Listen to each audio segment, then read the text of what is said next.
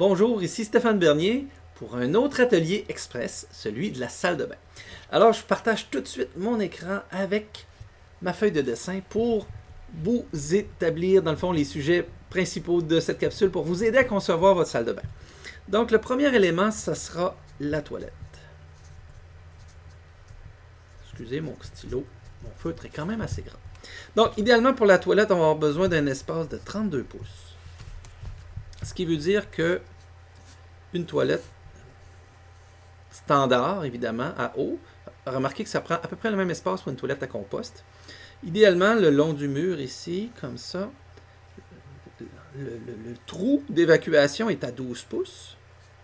Mais ce qui est important d'être normé, c'est d'avoir un minimum de 16 pouces entre le mur et le centre de l'évacuation. Ce qui fait qu'on a besoin d'un minimum de 32, mais il est recommandé d'avoir 36 pouces quand c'est possible, juste pour avoir de l'espace pour, par exemple, le porte-papier qui serait à côté de nous, ou pour avoir un peu plus de distance et de confort par rapport au meuble lavabo qui serait juste à côté. Ensuite, l'autre élément important, évidemment, c'est la baignoire. Pourquoi la baignoire? Parce que le code précise qu'une baignoire est obligatoire dans toute résidence principale. Donc, vous avez absolument besoin d'une baignoire si ce n'est pas un chalet. Donc, ça peut être une baignoire avec douche intégrée ou non. Et ce qu'on retrouve maintenant sur le marché le plus répandu, c'est 62 pouces par 32 pouces. Évidemment, je vous donne des mesures ici en pieds-pouces puisque je travaille toujours en impérial, mais vous comptez 2,54 mm par pouce pour faire la conversion. Alors, baignoire. Idéalement, la baignoire, ce ne sera pas l'élément qu'on va mettre le plus proche. La toilette, c'est encore pire, dans le sens où, idéalement, si la toilette est plus proche que la baignoire de la porte, on va quand même planifier qu'elle soit dissimulée pour ne pas l'avoir de profil. Ce n'est pas le plus bel objet à mettre en valeur. Ensuite, on a le meuble lavabo. Communément appelé la vanité au Québec. Idéalement, la norme par rapport au sol, c'est le rebord de notre lavabo qui devrait être à 32 pouces du sol.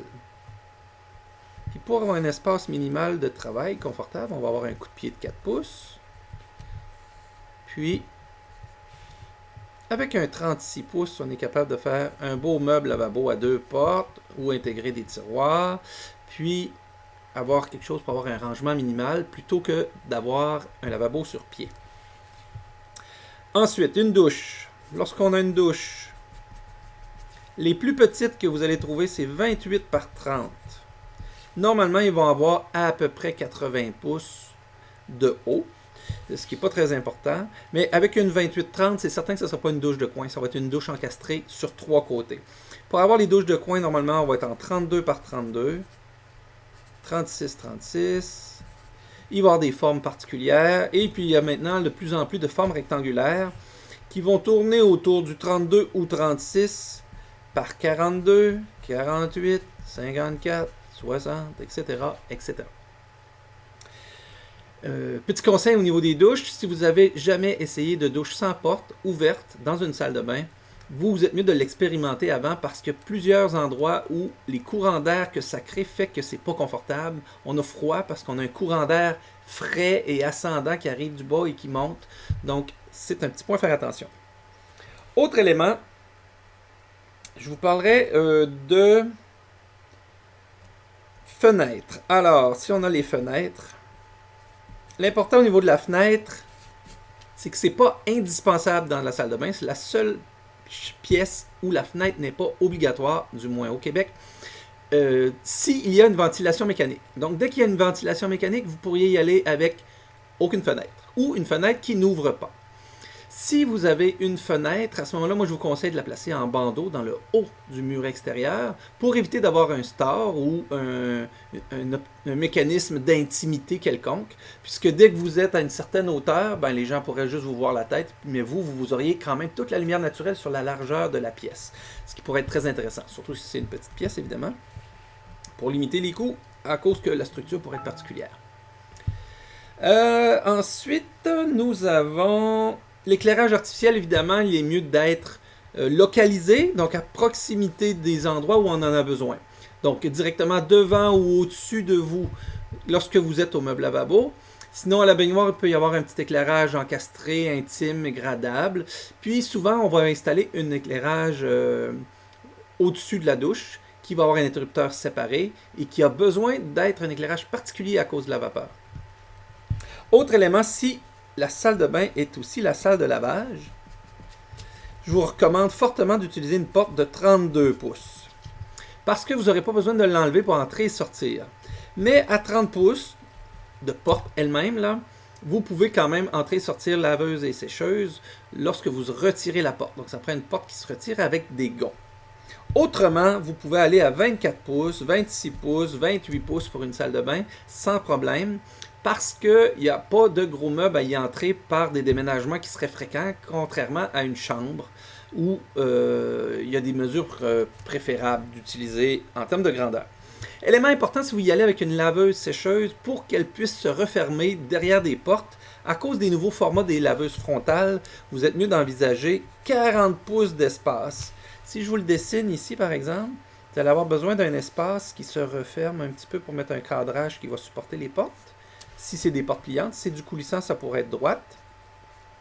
Mais si c'est du pliant comme ça, pour mettre les nouvelles laveuses frontales, vous allez avoir besoin donc de 40 pouces pour placer aussi l'épaisseur du mur. Quelques suggestions d'aménagement. Donc, qu'est-ce que ça donne? Si on faisait une salle de bain bien standard, disons qu'on y va à partir d'ici, je vais aller un petit peu plus loin pour que vous voyez bien. On va avoir une porte. Au minimum, on va mettre un 4 pouces derrière la porte. Et pour avoir la salle de bain la plus petite possible, c'est de placer la baignoire au bout, qui peut être une baignoire douche. S'il y a une fenêtre, ça va prendre, idéalement, moi je vous suggérais un plexiglas amovible. Il y a maintenant des petites bandes magnétiques qui permettraient de rendre le plexiglas magnétique très facile à enlever pour nettoyer la fenêtre très régulièrement. À cause du jet de la douche, évidemment. On aurait donc le meuble lavabo et la toilette ici, par exemple. Voilà. Avec le meuble lavabo, à peu près comme ça, où on pourrait prévoir, si c'est juste 36 pouces, c'est certain que la pharmacie, le meuble ce qu'on appelle la petite pharmacie, est difficile à mettre sur le côté, il faudra décentrer. Mais si on va avec un aménagement comme ça, idéalement avec une vraie porte, si vous placez une porte coulissante dans le mur, il faut savoir que vous devriez quand même mettre une petite moulure décorative ici, juste pour empêcher les gens de voir par la craque lorsque quelqu'un est assis sur la toilette. Ah, je vois qu'on ne voit pas tout à fait tout le dessin, mais je pense que vous avez quand même l'essentiel. Ça donnerait 36, 32, 32. Donc, on pourrait avoir une salle de bain de 100 pouces par 62 à cause du format des baignoires maintenant. Donc, 100 par 62, vous êtes capable d'avoir une salle de toilette complète. Au niveau de la norme, il y a quand même une prescription. Le minimum est de 23,7 pieds carrés. Si on calcule ça ici, j'aime bien ça toujours utiliser une calculatrice. Si on est à 100 pouces, ça veut dire qu'on va être à 8 pieds et 1 tiers fois 5 pieds et à peu près 15,15. Donc, si on prend cette mesure-là, on a déjà 43 pieds carrés. Donc, la mesure minimale de salle de toilette est bien dépassée ici. Ce qui n'aura donc pas été difficile. Au niveau des plafonds, ce qu'on peut se souvenir, c'est que c'est 6 pieds 10 pouces et 5,8 ou 2,1 mètres le minimum de hauteur de plafond d'autorisé pour le Québec. Pour les usages multiples, ce que je vous conseillerais, c'est de placer par exemple la douche et la toilette dans des endroits où quelqu'un pourrait utiliser la fonction sans que les autres ne puissent plus avoir accès au lavabo. On voit de plus en plus maintenant des meubles lavabo dans un corridor, comme dans une partie ouverte juste sur le côté, pour pouvoir mettre, au lieu de mettre une porte, une autre porte, une autre porte, on met une porte seulement ici par exemple, pour séparer l'espace toilette-baignoire. Et lorsque c'est possible, on pourrait mettre par exemple la toilette derrière la porte ici, puis avoir une porte toilette ou un rideau, puis une tire de l'échangeur d'air ici, puis une tire de l'échangeur d'air près de la douche. On pourrait diviser en 50% par exemple, pour attirer les odeurs. Un autre petit aménagement de salle de bain que je voulais vous suggérer. Exemple, vous faites une salle de bain comme ça. Idéalement, une salle de bain, on va plutôt ne pas avoir de rangement derrière la porte. S'il y en a, on prévoit le dégagement nécessaire pour venir installer un mobilier. Un élément très important, première chose, je ne me souviens même plus si je vous l'ai dit, placez toujours le meuble lavabo près de la porte. C'est un élément de côté pratique très important. Si par exemple on avait assez grand pour mettre une douche ici derrière, on pourrait entrer dans la douche ici, avoir une très grande douche et placer la toilette au bout ici, avec peut-être juste un petit rideau. On ferme la salle de bain, on vient mettre une belle baignoire autoportante. Ce qui est important dans le cas des baignoires autoportantes, c'est de garder un dégagement. Si c'est comme un coin comme ça de 4 pouces, et si c'est un mur qui est droit par rapport à la baignoire, gardez-vous un 6 pouces. Comme ça, vous serez capable d'entretenir, de repeindre le mur, facilement de nettoyer ou d'aller chercher des jouets d'enfants qui seraient tombés, par exemple, à l'arrière de votre baignoire autoportante. La porte est ici, vous pourriez avoir un petit rangement de plus, un sèche-serviette. Détail très important pour les salles de bain, on utilise maintenant de plus en plus de planchers chauffants parce que des murs où on peut encore mettre une plainte ou un gros convecteur, c'est quand même assez rare. Vous voyez ici, là, on serait obligé de mettre la plainte peut-être ici, ou d'utiliser un sèche-serviette ici qui serait électrique. Puis s'il y a un endroit où c'est bien confortable d'avoir un plancher chauffant, c'est bien dans une salle de bain. Ou encore, s'il y a un des côtés qui pouvait être au sud, ben là, vous pourriez avoir un bon apport de fenêtres. Et c'est pas très grave d'accumuler beaucoup de chaleur dans la salle de bain. C'est un endroit où on va, où on n'est pas très longtemps et où on est souvent dévêti ou partiellement dévêti. Donc, ça peut être une bonne place parce qu'on a déjà une masse thermique en céramique sur une majeure partie des planchers, ou la totalité normalement. Et les murs aussi, une bonne partie des murs, souvent, on va remonter la céramique dans les douches, par exemple, ou tout le tour de la toilette. Et derrière la toilette, je vous conseille fortement de remonter la céramique derrière la toilette parce qu'il y a un endroit qui est donc désagréable à aller repeindre, c'est bien l'arrière d'une toilette ou les côtés proches de la toilette. Voilà, c'était mes conseils de express de salle de bain pour aujourd'hui. Alors, je vous invite à une prochaine capsule express de design. À la prochaine!